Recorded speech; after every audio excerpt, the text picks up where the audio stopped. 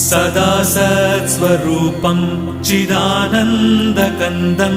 जगत्सम्भवस्थानसंहारहेतुं स्वभक्तेच्छया मानुषं दर्शयन्तं नमामीश्वरं सद्गुरुं साईनाथं नमामीश्वरं सद्गुरुं साईनाथम् भवद्ध्वान्तविध्वंसमार्ताण्डमीड्यं मनोवागतीतं मुनिर्ध्यानगम्यं जगद्व्यापकं निर्मलं निर्गुणं त्वां नमामीश्वरं सद्गुरुं साईनाथं